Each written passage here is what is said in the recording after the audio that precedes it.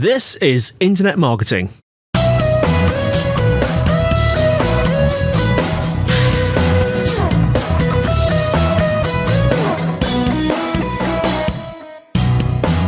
Brought to you by Site Visibility at sitevisibility.co.uk. This is Internet Marketing. Before we start today, a bit of shameless self-promotion because Site Visibility has recently published the Ultimate Content Promotion Checklist. It's their most comprehensive guide to date, and in it they break down all the content marketing promotion tactics, tricks and tools you'll ever need to help you achieve content marketing success. You can download the guide plus a handy printable content promotion checklist for free by going to bit.ly, that's bit.ly/ultimate-content. Now today I'm joined by Neil Patel, co-founder at Neil Patel Digital. Neil, how are you? Good. How are you? I'm very, very well. Now, whereabouts in the world are you? I'm based in Los Angeles, California currently. It's nice and sunny outside. I'm glad you said that because I was going to ask you about the weather, but you've already told me. I guessed it was probably sunny down there. Does the sun ever go in down there? It does. You know, we had a period for a few weeks where it was just raining. Really? Although that's not that bad for you. You're probably like, it rains 2 out of every 3 days probably. Yeah, it does rain quite a bit. But it depends which bit of the UK you're in. If you're down sort of near the toe of the boot, it's quite rainy. But we're near the heel of the boot, and it doesn't rain quite as much there. Oh, that's not bad. I used to spend much more time in Seattle. It used to rain 2 out of every 3 days. Really? Sounds like the UK. You're like, oh, it's not raining today. Something's wrong. Anyway, welcome to the Rain podcast, everyone. Right, let's start off with tell the listeners a little bit about yourself and a little bit about Neil Patel Digital. Yeah, so I'm Neil Patel. I'm the co-founder of Neil Patel Digital. It's an ad agency that helps people grow their traffic. And yeah, we've been around for many years. We help companies just get more traffic, rankings, help with their paid ads, etc., all over the web. Now, I want to talk, it's a bit of a smorgasbord, this episode, because I was looking at your blog, and you're a prolific blogger, and a couple of things stood out. They're not really related, but they stood out to me because it's something we haven't talked about on this show for a while. And the first one was to do with email and emailer lists, and you were talking about scrubbing your email. Is it time to scrub your email? Tell us a bit about that. Yeah, so here's the thing. Email's a great place or a great way to get more traffic, right? Like, you think about it. Everyone's like, email's dead. No one's using it anymore. But the reality is, if you work in the corporate world, you have an email. Yeah. And with this email, you'll find that we all get bombarded by so many emails that we don't open a lot up. And if you keep sending emails to people that aren't opening them up, can you take a guess what happens? People get very annoyed and that's one. Bad things start to happen.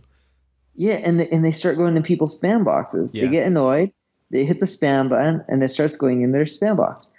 And the email companies these days are quite sophisticated in which they even do stuff now in which if you keep getting emails, even if you don't click the spam button and you just don't open them, but you open up all the other emails, they'll start pushing them into spam without you even pushing a spam button.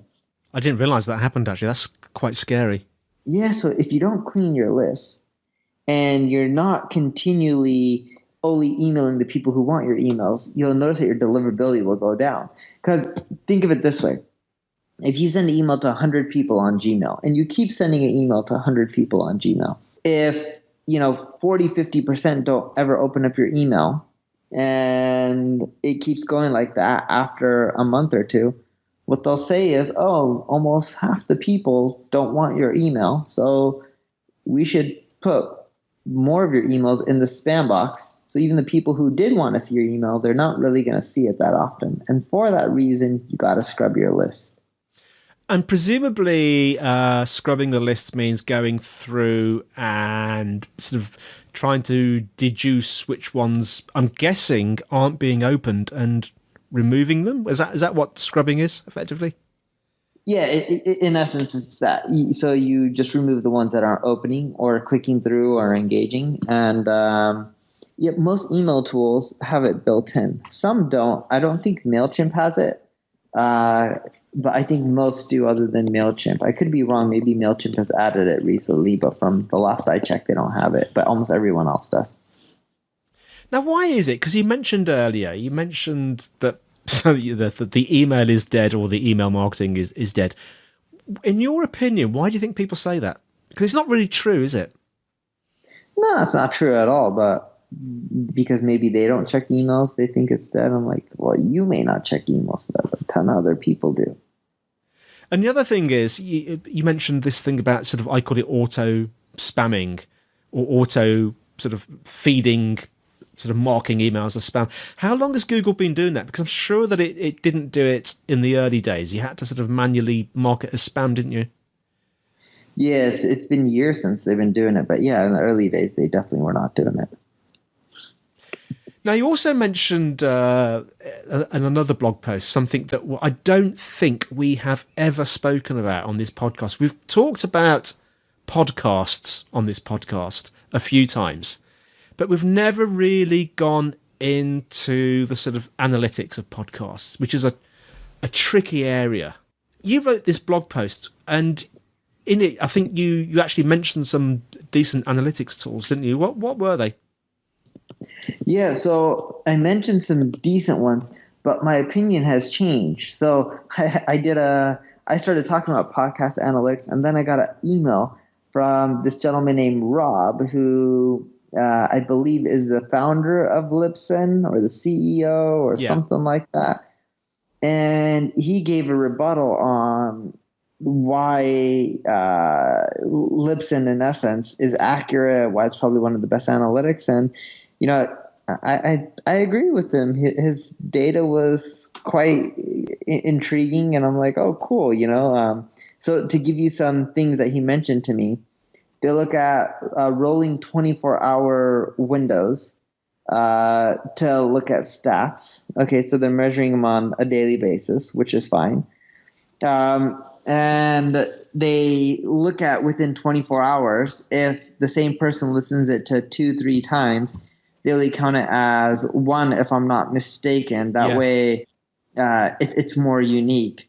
And also when we compare Libsyn to our iTunes stats, Libsyn's, I believe, is accurate. I have no way to prove it, but I believe it's way more accurate because my iTunes numbers are too low. And I have enough readers where I'm like, there's no way. I'm barely getting a few thousand listens when I have millions and millions of readers. I'm like, something's off with how iTunes is showing me stats. Yeah. But I do think Libsyn is quite a bit accurate. And they have adjusted their algorithm, their tracking over the years. And yeah, it's been pretty consistent. And I know quite a few other people who also use Libsyn, and their stats seem pretty reliable. Because technically, there's no real way of knowing if somebody has actually listened to an MP3 file, is there? Unless it's sort of embedded in a web page and you're listening to it that way. Do you think people attach too much weight to podcast sort of analytics? I think they do. You do need to make sure it's going up and to the right in general, but in general, like if it's going up, it's going up. You're good to go. How much more do you need to know? Whether you have 1 million or you have a few 100,000, it doesn't really matter too much other than for ad perspectives. But most people just use Libsyn, so you can use that for, advertisers, assuming you're looking for more and more. Yeah. I love asking this question to our guests because SEO is such a fast-moving thing. Where do you see SEO going in the next, year, 18 months?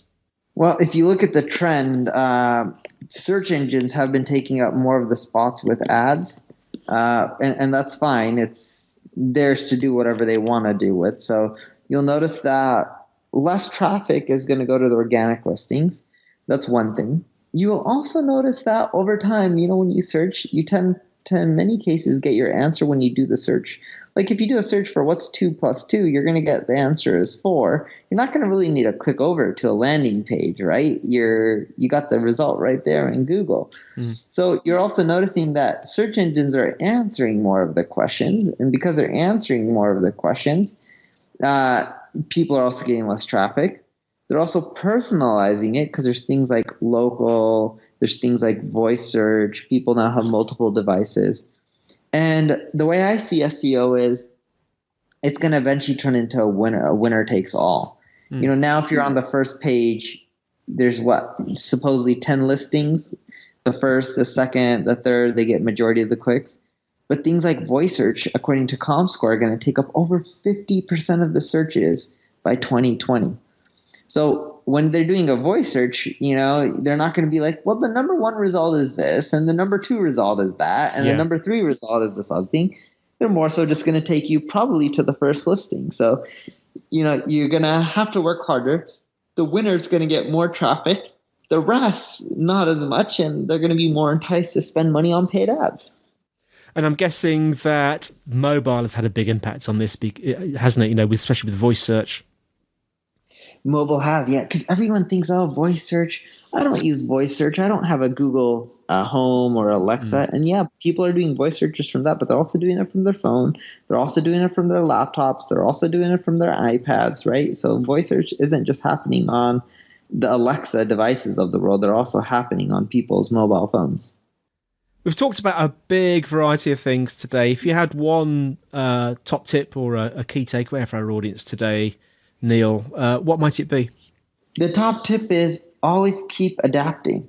And the reason I say that, in business and marketing, things continually change. If you listen to advice from others and you take it and that's it, and you do it for years, it may work for a bit, but it's not going to work forever. You need to keep learning. You need to keep adapting. You need to keep testing, because if you don't, you're going to just get run over by other people and they're going to surpass you. Well, Neil, thanks so much for coming on. How can our listeners find out more about you and Neil Patel Digital?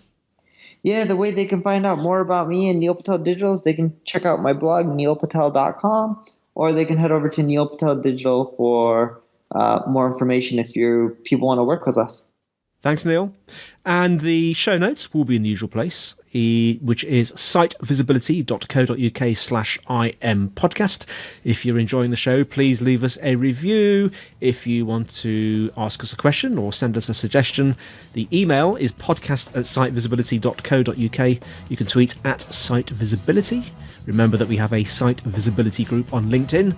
So that's all from me, Andy, and it's all from Neil. Thanks for having me, everyone, and goodbye. Thanks, Neil, and we'll see you next time on Internet Marketing.